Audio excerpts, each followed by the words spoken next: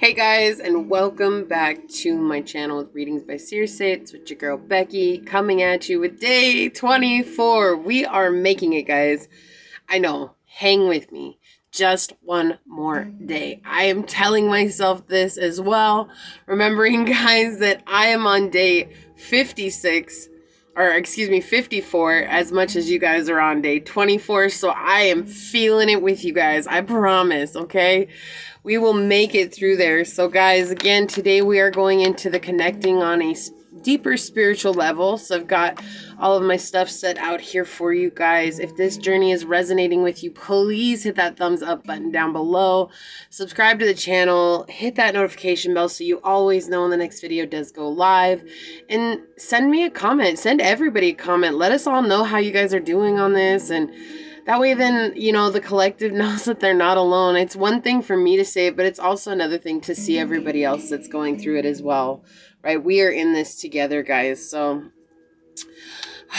welcome back, guys. I hope everybody's having a beautiful Monday morning. We are back with the sacral chakra.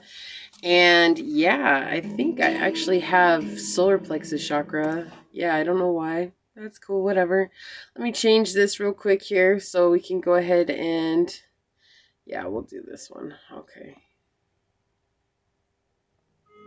All right, there we go. Let's put some sacral chakra music on. Let me turn that down so it's not blaring you guys out because it's a lot closer to the speaker. Perfect. So we're going to go ahead and go with the same pattern we've been going with all week, guys. The same syllabus or whatever you guys want to call it. Now, today with the runes, there are 2 runes that connect with the sacral chakra, but I'm only going to really discuss one in depth, and you guys are more than welcome to research the other one if you'd like.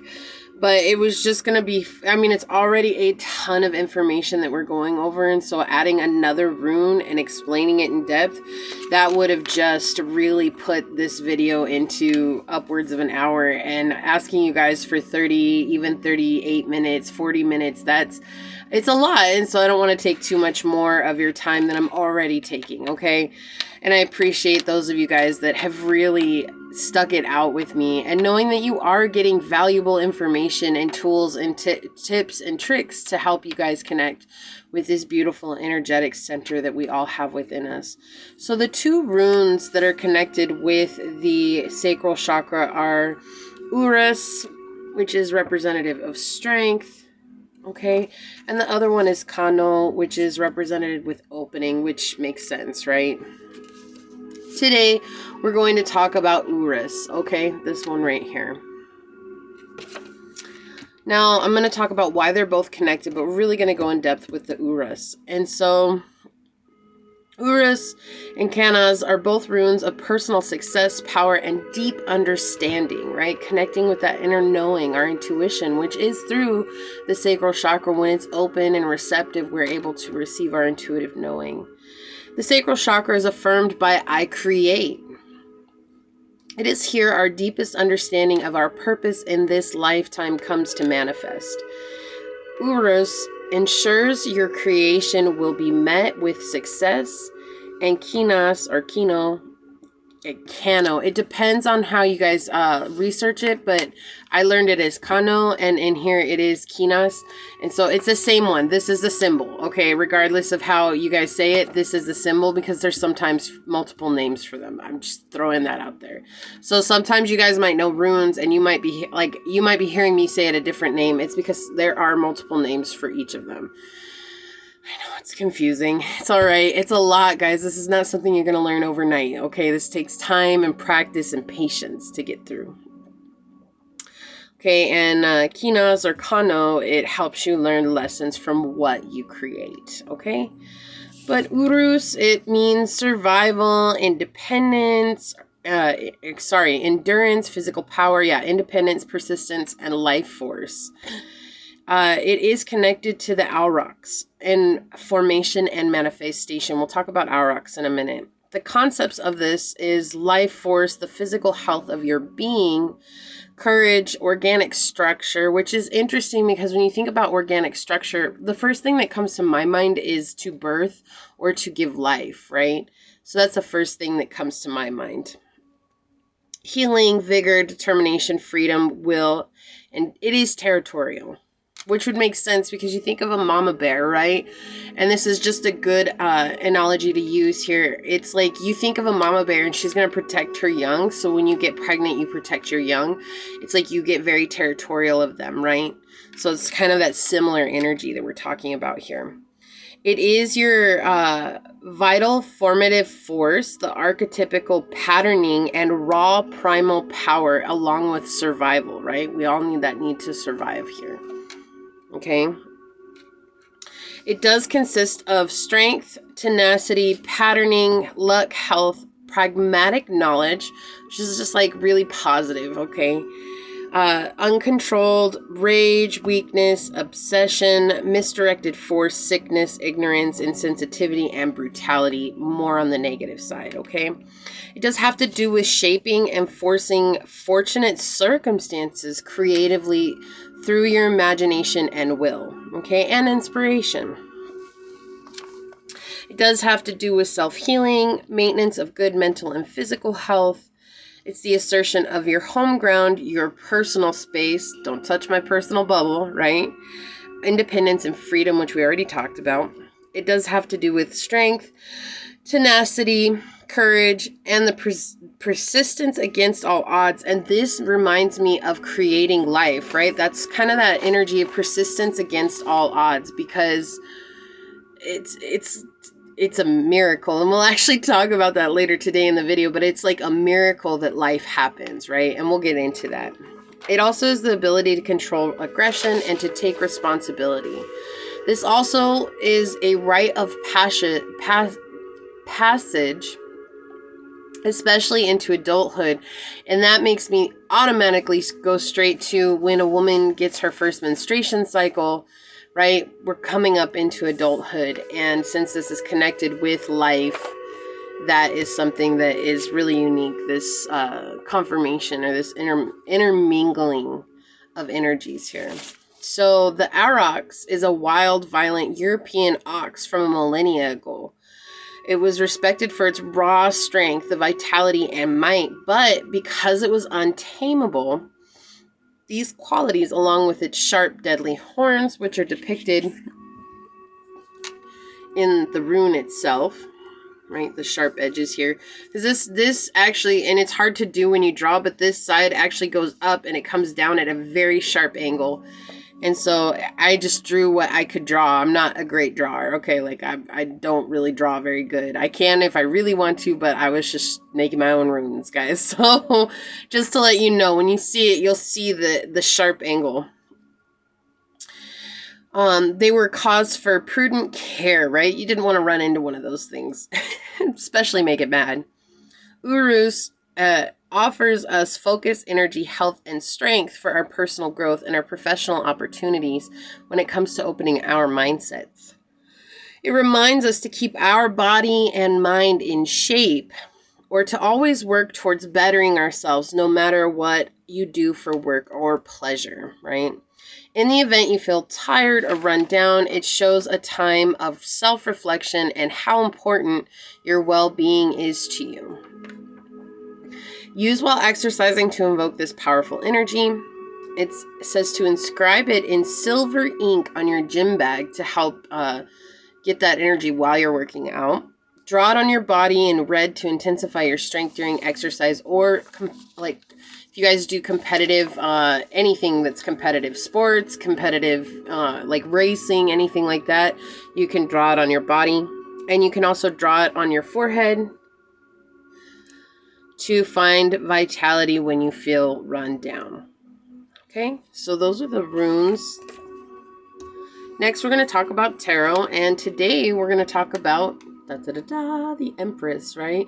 Yesterday we talked about the Empress, so how fitting is it that today we're talking about the Empress? I like how that worked out. It doesn't always work out that way, but I like how this one worked out. So the Empress, she is the mother of the tarot. She's pregnant with life and brand new opportunities, right? And again, guys, I am reading. This is information that I have researched on my own deck. This is not necessarily hand in hand with the Rider-Waite Tarot. You guys may find some similarities and also some major differences. And that is why, because I read the original Italian decks. And you guys will know this if you've been with me on this whole journey, okay? Just as a reminder, because sometimes you guys might be like, that's not what we know the Empress card to be. It's because I don't read what everybody mainstream reads, okay? Like, I read very intuitively, and these are very intuitive deck that I have, okay? She is the image of beauty and aesthetics, showing luring energy and manifestation. She can birth new projects and possibilities into life, and she embodies creative potential, right?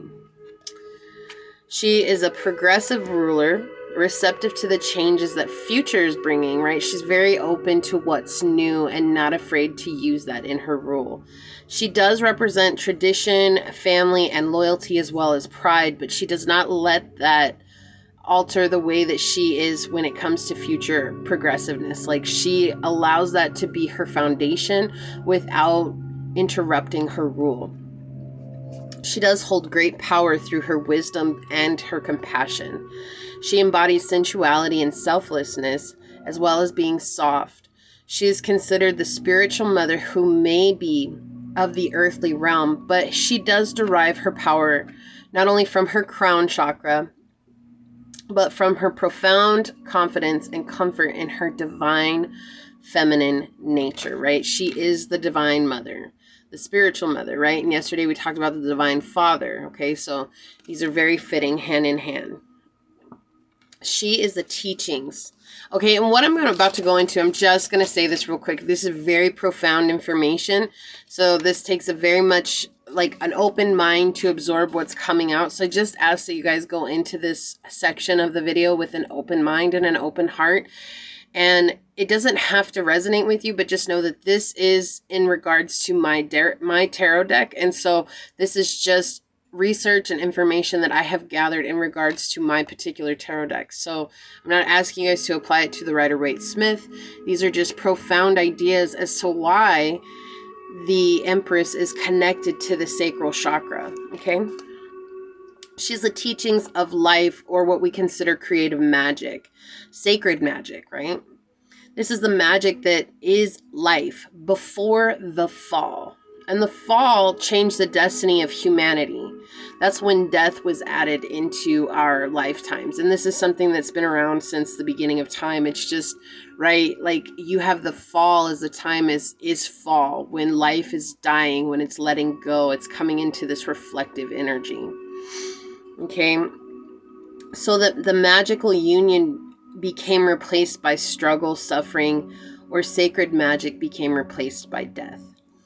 The effects of the fall can be overcome.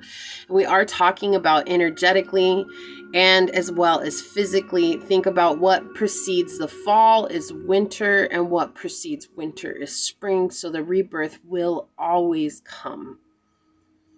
Okay. So the effects of the fall can be overcome, and that the way human evolution can return to that of the mystical union through following this teaching. I am the way, the truth, and the life, from John 14:6. This formula, summing up the first 3 mystery cards, okay, with the life being the Empress. So let's talk about that just for a second. It is a little bit off topic, but I just want you guys to know. So you have the Magician, the Popess in my deck, and the Empress. And those are the first 3 mystery cards, okay? In the Rider-Waite-Smith, that's the Magician, the High Priestess, and the Empress, okay? So the difference here is I'm talking about the Popess. So you have I am the way, which is the Magician, the truth, which is the Popess, right? That deep spiritual inner knowing that we have, that intuitive knowing is the truth. And then we have the life, birthing new opportunities, even birthing life into this realm, okay? Life being the Empress, or transforming life or sacred magic, right? The gestation period to the actual birthing period. Sacred magic is therefore the tree of life manifesting itself through all of history. Okay, and we turn to Luke 1:38, and this is going to be, there are different versions of this line. However, the Latin term is Ecce seves Domini, faciam secundum verbum tuum. Okay, and this literally translates to, behold the servant of the Lord. I will do accordingly to your word. Okay, and we break this down. Again, this is not about religion. This is about these ideals that maybe we have missed or overlooked because of people teaching us certain principles that they know by, rather than us looking for the truth, right? What is the truth? And I'm not saying that this is the only way that there is. This is just in how the Empress card relates to the sacral chakra. So this is that information. Okay, thus manifesting itself by a miracle, right? Behold the servant of the Lord, I will do according to your word. When I listen to you, when I follow your direction, you bring miracles into my life.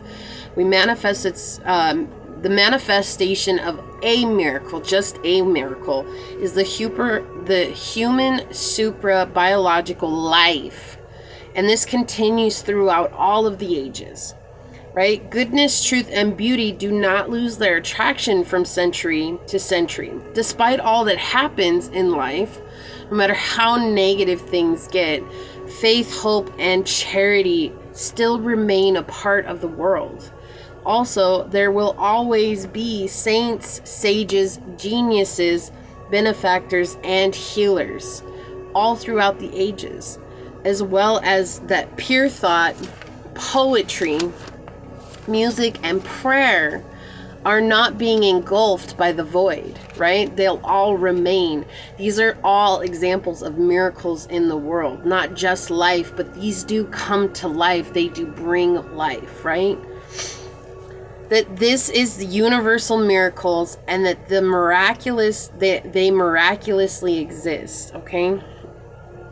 Understanding, of course, that by miracle, it is not the absence of cause, but the visible effect of an invisible cause. When we think of a miracle, it's something that nobody expected, right? Like it just happened, and it happened in a way that nobody could have ever created or thought up. And it's this ether that's working, and that's how manifestation works, through the miracles of the ether, something that is beyond our understanding, right? Or you can say it as this way: an effect on low vibration due to a cause on a higher vibration, right? A lower frequency, the higher frequency comes in, transforming the lower frequency, right? Which is also what we talked about, the fall, the struggles can be transformed. That same energy, they all go hand in hand. You have love, hope, and faith are at one and the same, the essence of mysticism, gnosis, and sacred magic. The Empress calls on us to take a new way, the way of regeneration instead of degeneration, inviting us to demechanize all that has become solely intellectual, aesthetic, and moral technique in order to become a mage. This is a big idea, guys. Very big. For sacred magic is through, right? And we talked about that sometimes, and I think there was a card that we drew earlier this week, if you guys had watched the tarot, when we talk about the storm. In fact, I think it was yesterday, the hope, right? You still have the hope, and sometimes you have to understand that in order to get to the other side of the storm, you have to go through it. And that's the same idea. It's through. Sacred magic is through and through life, which is revealed by the mystery of the blood, both menstrual blood, forgiving true life in the world, and the blood of our heart, right? May our problems become many ones of the blood, meaning from our heart, okay? May our words be born by blood, by our heart. May our actions be as effusions of blood of our heart. This is how one becomes a mage, by becoming as essential as the blood. And believing that too, right? The Empress, she knows she's wonderful. She knows she's beautiful. She knows that she's an empress. Like, there's nothing to it. Yes, goddess can be put here, but I really feel like this is more of taking it away from that ideal and coming back to knowing that she knows she's an earthly ruler, right? She knows that she helps lead the many, but through giving life itself. It's not just birthing into existence actual life. This is, I give life to those that come into my presence, right? The Empress represents a union between two wills, that of human and the divine. How does this work? Think about this. From which a miracle results. This is generating the Trinity, okay? You have the Holy Father, the masculine. You have the Holy Mother, the feminine. And this in turn creates the Holy Spirit, which represents the baby, because the baby first comes in spirit before coming in life, right? And this could be anything. The art, it could be music, it could be a project, this could even be a new idea. It is always the same law of generation which operates. The law that the Empress represents, the law of generation. So how does this work with an idea? You become the Holy Mother in this instance because the idea gets sparked, the passion gets sparked, right? And you think of wands, and wands look like a phallic in the tarot. And so you think of this idea as the masculine energy is sparked within the human. You in turn become the Holy Mother because you're receiving the spark through which you generate it into reality, as long as you take those steps to bring it into reality. Do you see? She is a huge ideal in this, in tarot and in the world and in the sacral chakra journey, whatever it is, guys. Like, you could see this humongous idea that backs this connection to this wondrous energy center that we have within us. Okay, now we're going to talk about the planet connected to the sacral chakra. Is the moon. It represents our inner psyche, our emotional nature. It is who we truly said, like who we truly are. At least this is said by some astrologers, okay? This is the most important aspect for us to nurture. We talked about getting a natal chart earlier. It was either on Root Chakra Day or yesterday. I believe it's Root Chakra Day. We talked about getting to know your natal chart, right? And reason being is because you need to know where your moon falls so that you know how to nourish yourself with self-care. And this is so important. The Empress is all about sitting in self-care. She does not sacrifice her self-care. She knows that she needs her self-care to stay happy so that she can keep others happy. Okay? Let's see here. So the most important for us to nourish, for it is the emotional backdrop of everything that we do. It rules our instincts and our vulnerabilities, as well as our intuition. Knowing the placement can help us understand how we receive and support loved ones, right? Now, without the intensities of the moon, we would just be walking egos without any depth, without any imagination, without any complexity, or without any profundity, right? We need that to be interesting humans. We need that to be what we are in nature. If we do not feed our moons, we actually lack contentment in life. So if you find yourself not content with anything in life, it's really good to know where your moon is placed, okay? It is a symbol for spirit. It represents the deepest eternal core of who we are. It is the internal world of our soul. This is where you have deep knowing, intuition, and psychic visions. She is tethered to the past, and she encodes your emotional response to life. So we've talked about healing those emotional wounds through our sacral chakra, giving ourselves the right to feel so that we're not so stuck in the emotional ego, which says that we have to react to life. We then come into our emotional knowing, which says we can respond to life and not let outside things deter us from our own inner peace and harmony. And this is that healing that comes with healing the sacral chakra. She is the mother, representing memory and past, soul, your sense of home and security. And she is the experience of the divine feminine, which is also the Empress card, right? These beautiful connections that we have. Now, why do we do the sacral chakra on Monday? Because Monday is Moon's Day. It derives from the Latin word of moon, which is luna. Also, in Spanish, Monday is lunes, which is derived from that Latin word. It is named after the Norse moon god Mani, and it derives from the Old English word monandag, later changed to Monday. Have you ever noticed how Mondays feel moody and slow and ugh? This is the energy of the moon affecting us, making us moody and like, no, I don't want to deal with this. Mondays are linked to self-care and nurturing our bodies and mind, which is so amazing because that reconnects us back to these things that we have already talked about. Now, in the zodiac, it is tied to, the sacral chakra is tied to Sagittarius, which for Sagittarians, life is an adventure, right? They love to explore. They're the explorers and the partygoers of the zodiac. They love to seek, and they're insatiably curious about everything. Okay? And I know because my rising is Sagittarian, and so that's why a lot of this stuff comes really naturally to me, because I'm always asking these crazy questions like, why are we even here? And what does that mean? And what if I go further into it? And these questions that lead me down this humongous rabbit hole to life. And it's really fun, right? They're always driven by these big questions. Sagittarians are. Okay? Sagittarians are dedicated to higher learning and things that expand our mind and our consciousness. Some sweeping viewpoints which create their compass, their eternal code and inspired visions can make them a little bit aloof, right? It happens, guys. It's cool.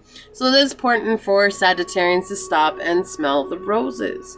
A balanced sacral chakra will support the forward movement of a Sagittarian free-spirited quest for adventure. So balancing that out will help them maintain themselves while they're adventuring around. And the other zodiac, which is really cool for me, is Pisces, because I'm Pisces sun.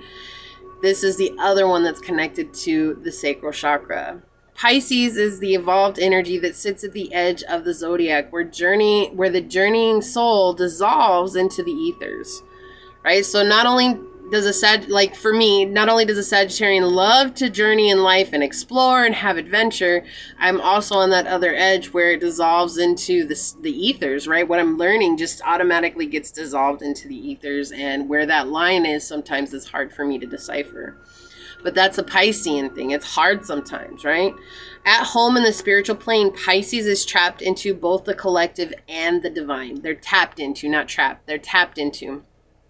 And the blurry definition between physical and spiritual, self and other, makes it difficult to know where the Pisces end and where another either spiritual or being begins, okay? A balanced sacral chakra will help to nourish Pisceans' go-with-the-flow attitude. Okay. Now we're going to move on to the gemstones, and here today I have for you guys carnelian. This is a very interesting little carnelian that I found in Arizona when I was traveling. I still travel. I've just kind of been in the same spot for longer than I have anywhere else, so right now, which is fine. Carnelian's connected to the sacral chakra. It helps Taurus, Cancer, Leo, and Virgos. It is connected with the element fire, even though the sacral chakra is water. Excuse me, guys. I'm sorry. It does help with emotional warmth, sociability, creativity, memory, individuality, harmony, courage, and happiness.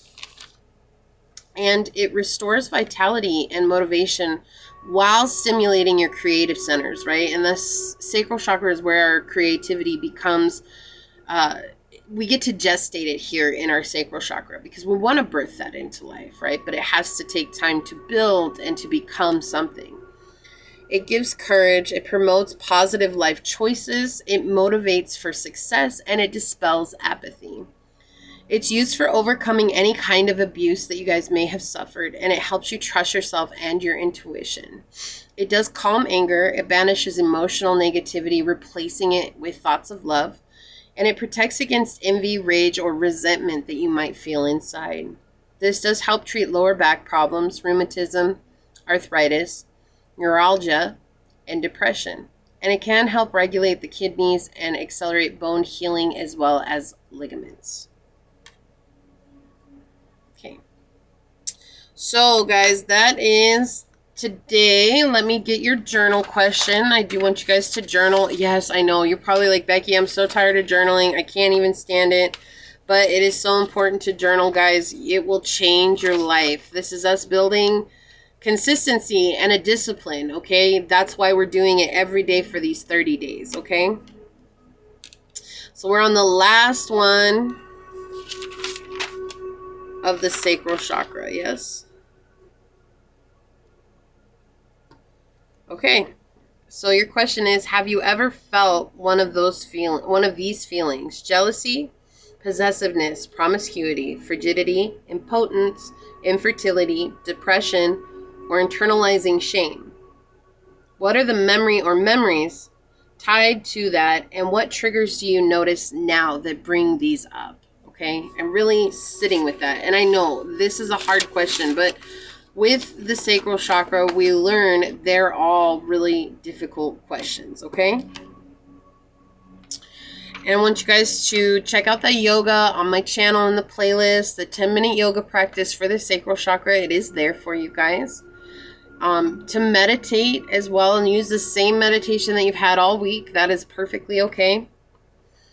And the affirmation I want you guys to work with is, I let my emotions lead me through healing my emotional wounds. And I know that's a hard one, okay? But this will help you guys. And with the affirmation, it's just about notating it in your journal. I totally forgot to grab my journal. It's over there. It's right there. But we're at the end. You guys know I bring my journal with me. So I had it out today to do some stuff with it. And I just left it over there when I came to do this video. But make sure you guys notate how that affirmation made you feel. It's not about believing it. It is about understanding where you're at internally when it comes to that emotion, okay? Let's see, I think that is everything for you guys. Now, in line with this video, we'll be dropping a tarot reading as well. If you guys are interested in it, it is not a requirement. It's just for those of you guys that are interested in the tarot journey. And I just appreciate you guys coming on so much. If this journey is resonating with you guys, hit that thumbs up button. Subscribe to the channel down below. Make sure you set that notification bell so you always know when the next video does go out. For ease and convenience, I will always post any of my videos on my channel at 2 p.m. Eastern Standard Time. That just makes it simple across the board for everybody. You guys will always know when to expect a video. And every other Wednesday, I will have a pick a card reading for you guys if that's something you're following my tarot journey. Okay, that is there for you guys. We're making it, guys. I'm tired. I know you're tired. And all I can say at this point is just one more day. And one day, we'll get to the point where it really is just one more day, and then that day will be done. We have 6 more days left. Technically 5, but we will make it through, guys. I love you, and I'm so proud of you guys. I think you're doing an amazing job, and I'm so honored to be here giving you guys this journey. So I'm going to leave it there, guys, and I pray for strength, and I pray for energy for you and for me. As it is spoken in this video, so shall it be. Amen. Ahosei. And I'll leave it here, guys. I love you so much, and I will see you all tomorrow. Bye.